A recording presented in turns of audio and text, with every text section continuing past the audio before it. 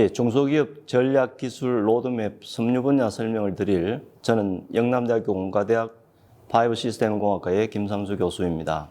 예, 여러분들께서 잘 알고 계시는 바와 같이 섬유 재료라고 하는 것은 직경에 비해서 길이가 대단히 긴 그런 형태의 물체를 말하고 있습니다. 이들 섬유는 천연에서도 구할 수 있고 화학적인 합성 방법으로도 얻을 수가 있습니다.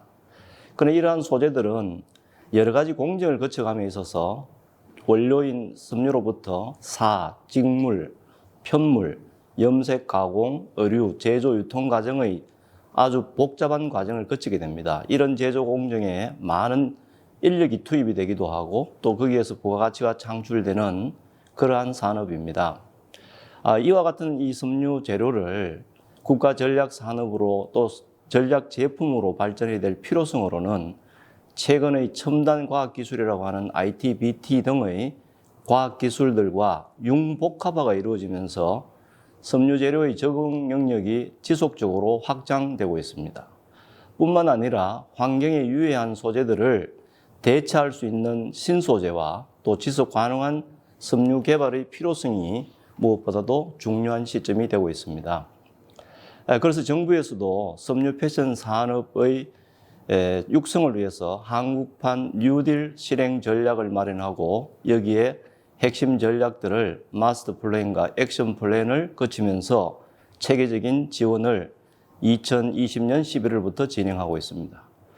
이 뉴딜 정책의 키워드라고 할 수 있는 것은 그린, 디지털, 또 안전, 또 사업을 전개함에 있어서 융합과 연대 전략이 필요한 그런 부분이 중요한 이슈가 되고 있습니다. 이와 같은 섬유 영역에 대해서 주요 세계 섬유 국가들의 정책 동향에 대해서 간단하게 설명을 먼저 드리겠습니다. 먼저 미국입니다. 미국은 탄소 섬유 육성 정책 부서인 에너지 부서에서 다양한 R&D 지원 프로그램을 운영하고 있습니다. 유럽의 여러 나라에서는 지금 현재의 팬데믹 이후에 닥쳐올 섬유 의료 산업의 경기 회복 전략을 발표하고 이에 대응 준비를 하고 있습니다. 중국은 탄소 섬유 재료를 육성하는 것과 함께 탄소 섬유 이외의 기초 소재에 대해서도 국산화 전략을 추진하고 있습니다. 이웃 나라 일본에 대해서 말씀드리겠습니다. 2030 섬유 발전 전략을 마련하고 인적 자원 개발이라든지 지속 가능성 관리, 해외 시장 개척, 마케팅 진출 등의 다양한 시장 개척을 추진하고 있습니다. 우리 국내 섬유 산업은 앞에서 말씀드린 것처럼 한국판 뉴딜 정책에 입각해서 제조 기반을 강화하고 또 지속 가능한 제조 산업을 육성하기 위해서 ICT를 활용한다든지 기술 혁신을 통해서 제조 강화 정책을 추진하고 있습니다. 다음은 주요 산업 분야에 대한 시장 규모 및 전망에 대해서 두 가지 정도의 자료를 소개해 드리겠습니다. 세계적인 테크니컬 섬유의 세계 시장은 여러분들 PPT 자료에서 보시는 것 같이 20년 이후부터 연평균 성장률이 약 한 3.6%로 기대되고 있습니다. 한편 국내의 산업용 섬유의 시장 동향도 20년 이후에 연평균 4.4% 정도의 성장률이 예측되고 있습니다. 기술 개발 동향에 대한 분석을 잠시 말씀드리겠습니다. 여기에는 세 가지 범위에서 말씀을 드릴 텐데요. 첫 번째는 섬유 제조에 있어서 스마트 팩토리의 R&D 현황, 두 번째 친환경 섬유 개발 동향, 섬유 의료 산업에서 AI 적용 기술에 대해서 말씀드리겠습니다. 섬유 제조에 있어서 스마트 팩토리는 독일의 세텍스에서는 염색 가공 공정에서 IoT를 이용한 전자동화 생산 시스템을 개발 완료하였습니다. 또 소프트웨어 오토메이션에서는 무인 봉제 섬유 생산을 위한 봉제 로봇을 개발하였고요. 또 아마존에서는 재고를 남기지 않는 그러한 고객 맞춤형 의료 제작 기술을 완료한 그런 상태에 있습니다. 두 번째 범위인 친환경 섬유 개발입니다. 포르투갈의 세바코에서는 친환경 바이오매스 원료인 코르크를 이용한 코르크 에이텍스를 개발하였고요. 대만의 FENC, 우리 이름으로는 범동, 이 신세계라고 하는 그런 기업인데요. 친환경 소재를 이용한 안티몬, 유해 금속이 들어있지 않는 폴리에스테르 섬유를 개발하였습니다. 그 다음 국내 기업인 효성에서는 폐 플라스틱을 이용한 그러한 리사이클링 리젠이라고 하는 브랜드를 공급하고 있습니다. 섬유 의료 산업에 있어서 AI 적용 기술은 미국이나 영국을 중심으로 온라인 알고리즘을 이용해서 소비자에게 맞춤형 의류를 제공하는 스티치 픽스가 있고요. 또 아마존에서는 사용자의 모습을 먼저 촬영하고 거기에 맞는 패션 스타일을 제공하는 그러한 AI 적용 기술이 도입되고 있습니다. 뿐만 아니라 국내의 옴니버스에서는 AI를 적용한 패션 산업에서의 스타트 기업이 데이터를 축적하고 여기에 관계되는 그러한 사업을 전개하고 있습니다. 섬유 산업에 있어서 전략 제품 6가지에 대해서 지금부터 설명을 드리려고 합니다. 우선 거기에 포함된 6가지 리스트는 유해 인자 차단 섬유, 친환경 합성 섬유, 친환경 가공 기술을 이용한 고부가 섬유 제조, 고강력 고탄성률 섬유, 내열 난연성 섬유, 특수 기능성 의류 제조 시스템입니다. 지금부터는 이 6가지의 전략 제품에 대해서 이 제품의 정의와 또 이것을 추진하기 위한 전략, 또 여기에 관계되는 국내외 주요 기업들의 활동, 이런 부분을 설명드리겠습니다. 첫 번째, 유해인자 차단 섬유입니다. 유해인자 차단 섬유라고 하는 것은 환경오염과 지구온난화, 또 오존층의 파괴 등에 의해서 여러 가지 인간 생활이 제약을 받고 있습니다. 특히 건강에 악영향을 미치고 있는 이들 유해인자를 효율적으로 차단하는 섬유를 말하고 있습니다. 여기에 유해인자를 차단 또는 제거하는 섬유 소재 전체를 유해인자 차단 섬유라고 정의하고 있습니다. 이와 같은 유해인자 차단 섬유의 핵심 기술로는 고효율 에어필터를 사용하는 부직포 제조 기술, 또 유해인자 차단용 마스크 필터 제조, 생물학적 유해인자 차단용 섬유 제조, 또 수처리를 통한 필터 섬유 제조, 항균성 화합물을 포함하는 유해인자 제거 섬유 제조, 유해인자 차단 방호복 섬유 등과 같은 이러한 6가지가 핵심 기술이 되겠습니다. 자, 이러한 핵심 기술을 개발하기 위한 전략으로는 아마도 바이러스 차단이나 마스크와 같은 보호복에 대한 관심이 최근에 급증하면서 생명과 직결되는 이 소재들의 신뢰성을 구축하는 전략이 무엇보다도 중요합니다. 그 다음 중요한 또 사항들은 앞에서 말씀드린 것과 같이 미세먼지나 초미세먼지까지를 잘 이렇게 걸러낼 수 있는 필터 섬유를 어떻게 개발하느냐 하는 전략이 필요합니다. 이것과 함께 대부분의 유해 차단 섬유들은 나노 섬유 기반으로 기술이 이루어져 있기 때문에 나노 섬유 중심의 R&D 개발이 진행될 필요가 있습니다. 유해 차단 섬유의 국외의 핵심 플레이어 기업들로는 여러분들이 잘 알고 있는 것처럼 마스크 방호복의 대표적인 기업인 3M과 또 듀퐁에서 여러 가지 방호복 제조를 하고 있고요. 또 킴벌리 클락에서도 마스크와 방호복을 개발하는 이런 기업들이 핵심 기업으로 볼 수 있겠습니다. 두 번째 소개드릴 핵심 전략 제품은 친환경 가공 기술을 이용한 고부가 섬유 제조입니다. 친환경 고부가 섬유 제조라고 하는 것은 오염 또는 유해 화학물질을 적게 사용하고 배출을 최소화하는, 그렇게 함으로써 고효율 친환경 가공 기술을 이용한 고부가 섬유 제조라고 정의할 수 있습니다. 여기에 필요한 핵심 기술은 크게 한 6가지를 말씀드릴 수가 있는데요. 재활용 기술을 통한 친환경 섬유 제조, 환경 친화적 섬유 전처리제 개발 및 적용 기술, DTP를 활용한 친환경 염색 설비 및 장비 개발, 또 생분해성의 친환경 소재를 활용한 섬유 제조, 천연염료를 이용한 친환경 염색 공정 기술, 최근에 이슈가 되고 있는 초임계 유체를 이용한 고부가 섬유 가공 기술 등이 핵심 기술로 선정되고 있습니다. 이러한 핵심 기술을 개발하기 위한 전략으로는 재활용 기술을 통한 친환경 직물 제조 기술의 재현성 확보가 대단히 중요하고요. 또 친환경 직물 제조에 들어가는 비용을 어떻게 줄일 것인가, 또 에너지 사용을 어떻게 감소시킬 것인가가 중요한 전략이 되겠습니다.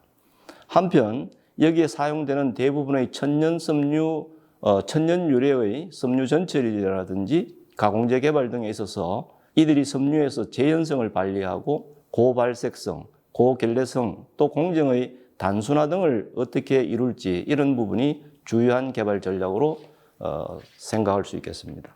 또 한편으로는 생분해성 섬유 제조 및 활용 측면에서 이들이 제품이 경쟁력을 어떻게 확보할 수 있는지 이러한 시장 개척에 있어서도 중요한 전략이 마련되어야 할 것입니다. 이 친환경 가공 기술을 이용한 고부가 섬유 제조의 주요한 기업들로는 네덜란드의 초임계 유체 염색 기업인 다이쿠가 대표적이고요. 그 다음에 DTP에 있어서 중요한 기업인 EFI가 또 여기에 큰 역할을 하고 있습니다. 앞에서 설명드렸던 대만의 원동 신세계라고 하는 FENC에서 여기에서도 친환경 소재 가공 솔루션인 탑 그린의 시리즈를 구축해서 환경 가공 기술을 친환경 가공 기술에 대응하고 있습니다. 세 번째 소개드릴 전략 제품은 친환경 합성 섬유입니다.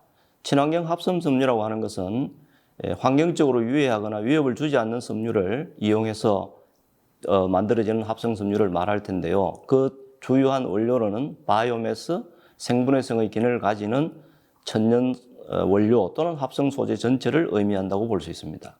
이 친환경 합성 섬유를 제조하는 핵심 기술로는 리사이클링 기술을 활용한 섬유 제조와 바이오매스에 기원한 원료 활용 및 복합 섬유 제조 기술, 또 생분해성을 가지는 친환경 섬유 제조, 재활용이 가능한 섬유 강화 수지 제조 기술들이 여기에 포함이 되어 있습니다.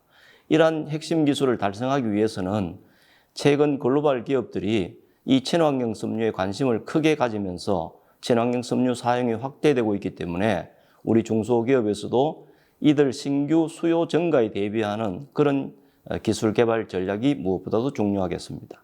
특별히 원료가 되는 수입 의존도가 높은 바이오매스라든지 리사이클링, 생분해성의 제품에 대해서 우리 소재로 활용하는 재개발이 또 시급한 그런 실정입니다. 이것과 함께 친환경 합성 섬유 원료로부터 제품화까지 원천 기술을 확보함으로써 글로벌 경쟁력을 키울 수 있을 것으로 기대됩니다. 이 친환경 합성 섬유의 주요 해외 기업으로는 우리가 잘 알고 있는 의류기업인 H&M이 이 친환경 합성 섬유를 사용해서 전 제품의 100%까지를 친환경 소재로 연차별로 이렇게 적용하고자 하는 계획을 갖고 있고요. 또 프랑스의 글로벌 우리 유명한 럭셔리 그룹인 케링이 이러한 부분의 지속 발전을 위한 친환경 합성 섬유 사용을 증가시킬 계획을 제시하고 있습니다.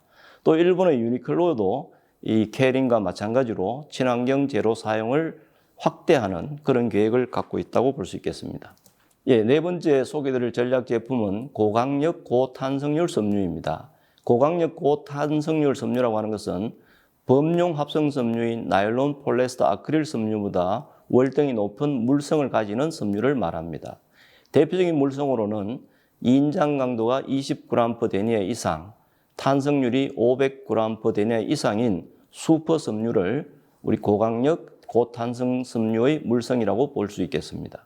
이 고강력 고탄성률 섬유의 제조를 위해서 필요한 핵심 기술로는 고강도 고탄성의 아라미드 섬유 제조하는 기술과 특수산업용 고강도 고탄성 섬유를 제조하는 기술, 고강도 고탄성의 폴리에틸렌 섬유를 제조하는 기술, 섬유 강화 복합 소재를 수지제로 하는 기술, 탄소 섬유 수지 복합재 제조 기술, 탄소 섬유 물성 강화 기술 등을 핵심 기술로 볼 수 있겠습니다. 이 핵심 기술을 달성하기 위해서 기술 개발 전략으로는 우리 국내 중소기업이 이 전체의 기술을 다 개발하기는 힘들기 때문에 이런 소재를 이용해서 재직을 하거나 복합재료 성형을 한다든지 후가공 기술, 제품화 기술을 통해서 물성을 향상시키는 이런 전략이 필요할 것으로 예상이 됩니다. 또 한편으로는 복합 소재형 수지와 관련된 그러한 제조 기술의 개발도 필요하고 또 이러한 기술 개발과 함께 경쟁력을 높이기 위해서 국산화, 성능 개선이 지속적으로 이루어져야 할 것입니다. 이 고강력 고탄성률 섬유의 주요 해외 기업으로는 잘 알고 계시는 듀퐁이라든지 일본의 도레이, 데이진 이런 기업들이 보호용 아라미드라든지 내열 섬유, 또 기능성이 우수한 탄소 섬유 등을 제조하고 있는 그런 주요 기업들로 볼 수 있겠습니다.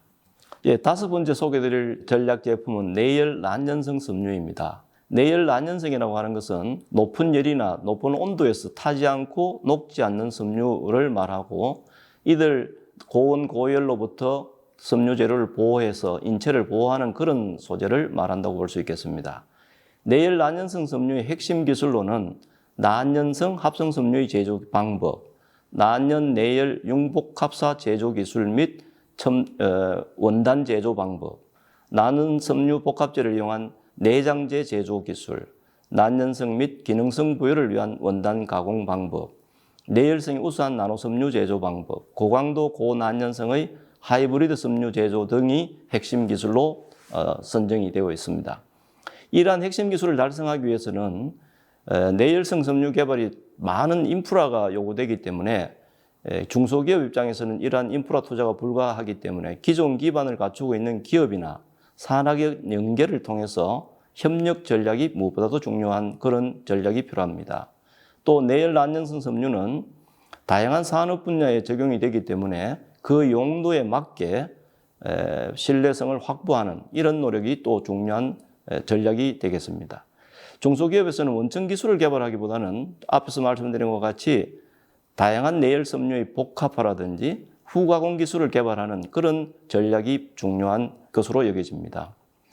이 내열 난연성 섬유의 주된 기업으로는 듀퐁, 데이진 이런 기업들을 들 수 있고 특히 렌진과 같은 이런 기업들도 비스코스 레이온과 같은 텐셀 계열의 중요한 기업이긴 하지만 내열 난연성에 대한 많은 제품들이 투자되고 있는 그런 기업들입니다. 마지막으로 소개해드릴 전략 제품은 특수기능성 의류 제조 시스템입니다. 이 의류 제조 시스템이라고 하는 것은 특별한 목적을 지닌 기능성 의류를 제조하는 시스템을 의미하는 것으로 특별히 재봉기나 자동화 로봇을 네트워크로 연결해서 제어하고 의류 제조가 가능하도록 하는 그런 정의를 말할 수 있겠습니다. 여기에 핵심 기술로는 봉제를 하지 않는 제조 기술, 기능성 보호복을 제조하는 기술, 또 봉제 공정에 ICT를 융합하는 기술, 통합관리 시스템 기술 등이 주요 핵심 기술이 되겠습니다. 이 핵심 기술을 달성하기 위한 기술 개발 전략으로는 특수기능성 의류 제조 시스템을 이용해서 자동화 공정이 반드시 수반이 되어야 되고 거기에 함께 ICT 기술이라든지 로봇 기술을 활용한 로딩, 언로딩 자율 이송 기술 개발 등이 여기에 포함되어 있습니다.